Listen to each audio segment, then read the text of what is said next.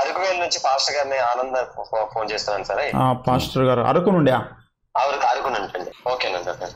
అయ్యగారు వందనాలు. అయ్యగారు వందనాలు బ్రదర్, చెప్పండి. అయ్యగారు మీ బుక్స్ విశ్వ చరిత్ర అన్ని చదువుతున్నాను అయ్యగారు. చాలా సంతోషం. చిన్న సందేహం ఏంటంటే, ఇక్కడ అరకువేలి సంఘాలలో చాలా కుటుంబాల్లో ఇప్పుడు క్రైస్తవ స్త్రీలు ప్రసవించిన తర్వాత ఆ పిల్లలు పుట్టాక పాత నిబంధన కాలం లాగా ఎలాగైతే సున్నతి చేసేవారో అలాగా ఇప్పుడు కూడా అన్ని సంఘాల్లో కూడా చాలా మంది 7 రోజుల తర్వాత అని లేదనుకుంటే 12 రోజుల తర్వాత అని సున్నతికి బదులుగా శుద్ధీకరణ ప్రార్థన చేసి మందిరానికి తీసుకెళ్ళడం, లేదంటే దైవ సేవకులు వాళ్ళ ఇంటికి అడుగు పెట్టడం, ఇలాంటివన్నీ జరుగుతున్నాయి గారు.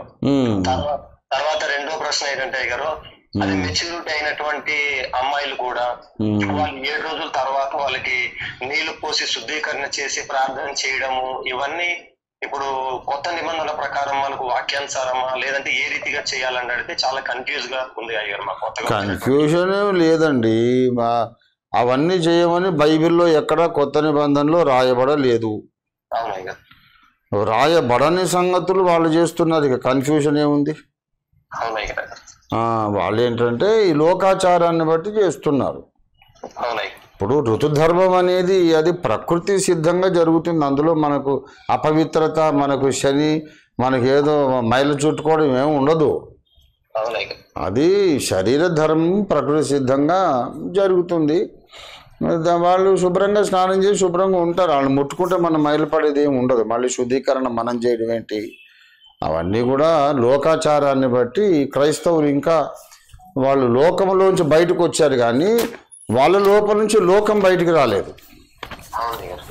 ఐగుప్తులో నుండి ఇశ్రాయేలు బయటకు వచ్చారు, కానీ ఇశ్రాయేలు లోపల ఐగుప్తు ఉంది. అందుకే మళ్ళీ దూడ కావాలన్నారు. అందుచేత అవన్నీ కూడా క్రైస్తవ సమాజానికి దేవుడు నిర్ణయించిన ఆచారాలు ఏమి కాదు.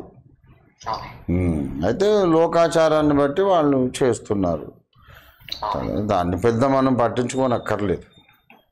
అదే కదా, ఇందులోనే చిన్న అంటే వివరణ. ఇప్పుడు అదే అమ్మాయిలు కూడా మెచ్యూర్ అయినప్పుడు క్రైస్తవ కుటుంబాల్లో వారికి కూర్చోబెట్టి 7 రోజుల వరకు ఉంచాలా అయ్యగారు, లేదనుకుంటే ప్రార్థన చేసుకుని మామూలుగా యథావిధిగా? ఇప్పుడు బ్రదర్ ఒక మాట, ఇది ఆరోగ్యానికి సంబంధించిన విషయం. పెద్దలైనా కొన్ని ఆచారాలు ఎందుకు ఏదో దేవుడి మీద పెట్టి లక్ష్మి వస్తుంది, ఐశ్వర్యం వస్తుంది, శుభం కలుగుతుంది, లేకుంటే శని చుట్టుకుంటుంది, మైల అని ఇట్లా ఎందుకు పెట్టారంటే ఇది ఆరోగ్యం కొరకురా బాబు అంటే ఎవరు వినరు. ఏదో ఒక రిలీజియస్ సెంటిమెంట్ అటాచ్ చేస్తే అప్పుడు దానికి భయపడి, కనబడని దానికి భయపడి వీళ్ళు చెప్పిన ఆచారాలు నమ్మకంగా పాటిస్తారు. విషయం ఏంటంటే అమ్మాయి దేహంలో మెచ్యూరిటీ వచ్చినప్పుడు చాలా సున్నితమైనటువంటి పరిస్థితులు అమ్మాయి ఉంటుంది. మొట్టమొదటి ఋతుధర్మం అప్పుడు అమ్మాయిని చిన్నపిల్లలు కదా, వాళ్ళకి ఏం తెలుస్తుంది? అంతవరకు పిల్లలుగా పరిగణించబడి ఎగిరి దూకి ఆడుకొని చేసిన వాళ్ళు సడన్గా ఒక మార్పు దేహంలో రాగానే వాళ్ళని అలాగే వదిలేస్తే, అలాగే ఎగిరి దూకి ఆడుకుంటే జీవితకాలం అంతా వాళ్ళకున్న లోపలుండే సిస్టమ్కు ఆ వీక్నెస్ ఉండిపోతుంది. ఆ 5-6 రోజులు ప్రథమ ఋతువు అయిపోయిన తర్వాత ఆగిపోయాక స్నానం చేసి శుచిగా శుభ్రంగా ఈ లోపల వాళ్ళకు తగిన ఆహారం, ఆ రోజుల్లో నీసు అనేది అసలు పెట్టరు. వాళ్ళకు బలం కలిగించేది కాల్షియం ఎక్కువ ఉండేది, ఐరన్ ఎక్కువ ఉండేది. ఇలాంటి ఆహారాలు పెద్దలు అవే పెట్టమంటారు. కదలకుండా ఒక మూలలో కూర్చోంటే లోపల దేహం సిస్టమ్ మారుతుంది. కదలకూడదు.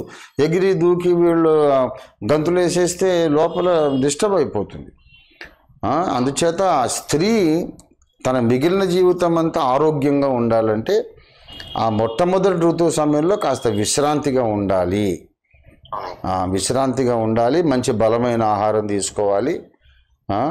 మరి అలాగ మార్పులు వస్తున్నప్పుడు వాళ్ళు కొంచెం దైవ ధ్యానంలో ఉంటే, బైబిల్ చదువుకుంటే, లేక ఆత్మ సంబంధమైన మెసేజ్లు వింటూ ఉంటే అదంతా కూడా వారి లోపల మంచి ఆరోగ్యాన్ని కలిగిస్తుంది. తర్వాత ఏంటంటే ఆ మంచి బలమైన ఆహారము, ఆ దేహంలోని ఆ రీప్రొడక్టివ్ సిస్టమ్కి విశ్రాంతి, అందుకొరకు కూర్చోబెడతారు. అయితే మా విశ్రాంతి కోసం కూర్చోమంటే కూర్చోరు కాబట్టి మైలా బహిష్టు అది ఇది ఏదో చెప్పారు. అంచేత ఏ ఉద్దేశంతో చేసినా మతం ఏదైనా ప్రకృతి ఒకటే కదా. అవునయ్య ఆ 5 రోజులు 6 రోజులు విశ్రాంతి పాటించడం మంచిది. మన ఇంట్లో పిల్లలు కానీ అందరికీ దండోర వేయనక్కర్లేదు. అవునయ్య ఇంట్లో మన పెద్దలు, మేనమామలు, బాబాయిలు, బామ్మగారులు, మా అమ్మగారులు వాళ్ళకి తప్ప ఊళ్ళో వాళ్ళకి అనవసరం. మన ఇంట్లో పాప పెద్దదైందనేది అందరికీ ఎందుకు అనవసరం.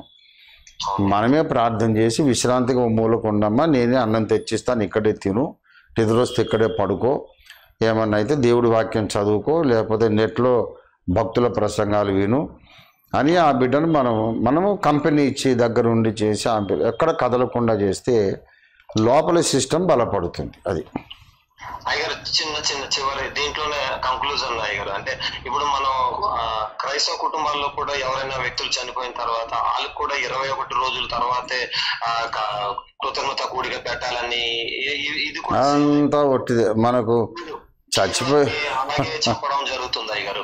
ఏం లేదంతా ఒకటి. అది సమాధుల తోటకు వెళ్ళి సమాధి పెట్టేసి వస్తాము. అక్కడ చనిపోయిన వాళ్ళు ఒక్కొక్కళ్ళు ఒక్కొక్క రోగంతో చనిపోయి ఉంటారు. ఒక్కొక్క రకమైనటువంటి ఇన్ఫెక్షన్ అక్కడ ఉండొచ్చు.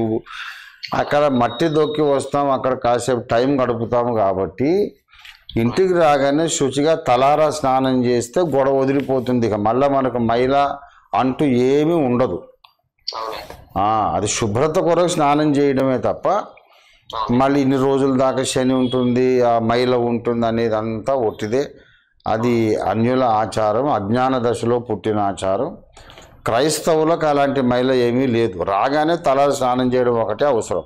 ఎందుకంటే అక్కడ ఎన్నో రకాల ఇన్ఫెక్షన్స్ ఉంటాయి సమాధుల దొడ్డిలో, సమాధుల తోటలో. కనుక రాగానే శుభ్రంగా ఉంటే ఇంటిల్లిపాదిగా ఆరోగ్యం, అంతే తప్ప ఇంకా మైల 20 రోజులు 30 రోజులు ఉండేది ఏముండదు. బైబిల్ ఎక్కడ అట్లాంటి చెప్పలేదు కదా. Okay brother, God bless you. చాలా వందనాలు అయ్యారు. పాస్టర్ మార్క్ బాబు అనగా చాలా వందనాలు అయ్యారు. ఓకే అండి, okay, praise Lord. Praise lord.